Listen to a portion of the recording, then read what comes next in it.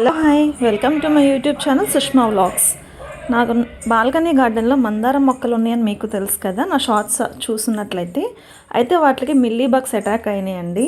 అవి ఉన్నట్లయితే మనకి స్టెమ్స్ అనేది సరిగా డెవలప్ అవ్వవు, ఫ్లవరింగ్ కూడా బాగుండదు.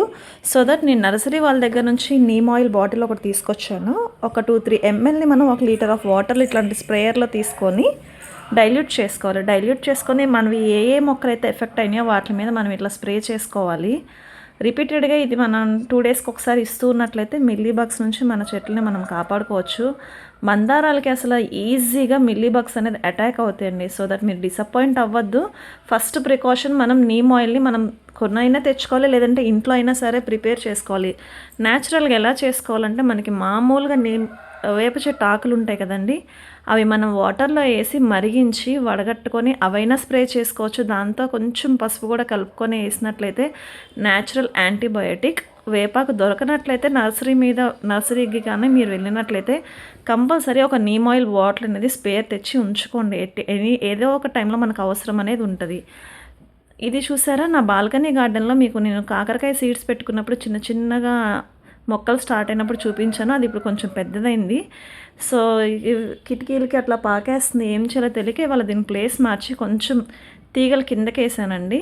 చూస్తాను, నేను ప్లాంట్ హోల్డర్స్వి మీషోలో ఉన్నాయి కదా, అవి ఆర్డర్ చేసి స్టిక్ చేసి కొంచెం పాకిస్తాను. అయితే నాకు ఎంత హ్యాపీగా ఉందంటే female flower and male flowers అనేది ఇప్పుడిప్పుడే స్టార్ట్ అయినాయి.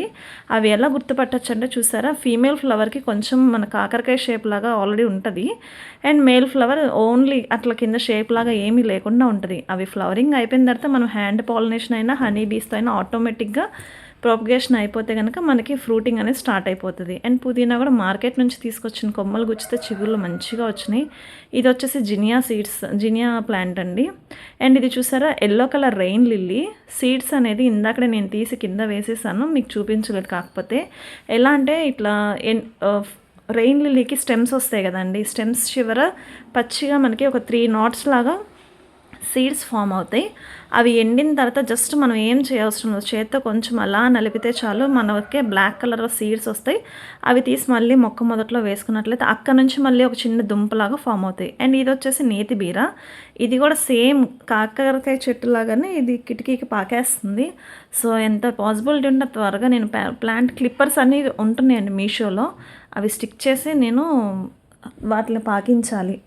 మొత్తానికి నా బాల్కనీ దగ్గర చూసారా, ప్రస్తుతానికైతే గ్రిల్స్ ఏం పెట్టించలేదు, ఇంకా మొక్కలు ఇలా ఉన్నాయి.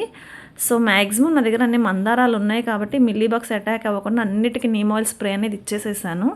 అండ్ శంకు పుష్పాలు కూడా చూడండి, ఇవి సీడ్స్ పెట్టాను, సీడ్స్ నుంచి ఇవి కూడా పాకటం అనేది స్టార్ట్ చేసినాయి. కొంచెంగా కర్రలు పాది నేను వాటికి సపోర్ట్ ఇచ్చాను. జస్ట్ చిన్న ప్లైవుడ్వి మొక్కలు ఉంటాయి కదండి, వాటితోటి కొంచెం సపోర్ట్ ఇచ్చాను. సపోర్ట్ ఇచ్చిన దగ్గర నుంచి వాటిలో ఎదుగుదల ఎక్కువైంది. వాటికి కూడా ఏదో ఒకటి నేను క్లైంబర్స్వి క్రీపర్స్కి సంబంధించి ఏదైనా చేయాలండి. అండ్ మునగాకు చూసారా, కట్ చేసిన తర్వాత మళ్ళీ చిగులు స్టార్ట్ అయినాయి. కరివేపాకు కొమ్మలు గుచ్చుకున్నాను, అవి స్టార్ట్ అయినాయి. అండ్ ఇది వచ్చేసి లెమన్ గ్రాస్ కింద కూడా మనకి ఫ్రెష్గా నేను నర్సరీ నుంచి తెచ్చిపెట్టిన తర్వాత మళ్ళీ మన దగ్గరకు వచ్చిన తర్వాత ఫ్రెష్గా చిగుళ్ళతోటి మంచి లెమన్ గ్రాస్ అనేది మళ్ళీ స్టార్ట్ అయింది. ఓవరాల్గా నా బాల్కనీలో మొక్కలు ఇలా ఉన్నాయండి. క్లైంబర్స్ని నేను ఏదో ఒకటి రీసెట్ చేసేసి చూడాలి.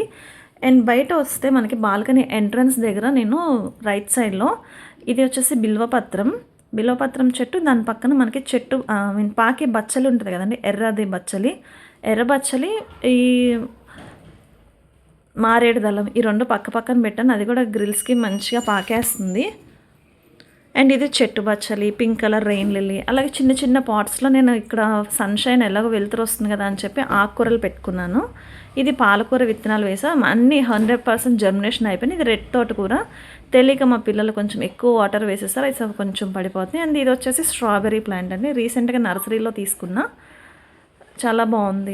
ఇక్కడ నుంచి వ్యూ కూడా చాలా బాగుంటుందండి. నాకు ముందు వైపు ఏ అడ్డం లేవు కాబట్టి బిల్డింగ్స్ అనేది వెంటిలేషన్ కానీ సన్షైన్ కానీ మంచిగా ఉంటుంది. గేట్ తీసిన తర్వాత చూసారా, లెఫ్ట్ సైడ్లో నా మొక్కలు ఇలా ఉంటాయి. ప్రతిరోజు నేను మా మెయిన్ డోర్ ఓపెన్ చేయగల నాకు ఎదురుగా మొక్కలకు సంబంధించిన పూలు చూస్తూనే ఉంటాను కంపల్సరీ. చాలా పాజిటివిటీతో రోజు అనేది ఫిల్ అవుతుంది మనకి. మీరు కూడా ఏదో ఒక మొక్కలు అనేది పెట్టుకొని స్టార్ట్ చేస్తూ ఉండండి గార్డెనింగ్.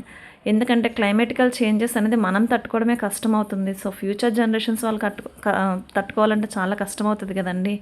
ఓకేనా, ఇది ఓవరాల్గా నా garden story. Thanks for watching video. మరిన్ని అప్డేట్స్ కోసం నా ఛానల్ని సబ్స్క్రైబ్ చేయండి, లైక్ చేయండి, షేర్ చేయండి. Thank you.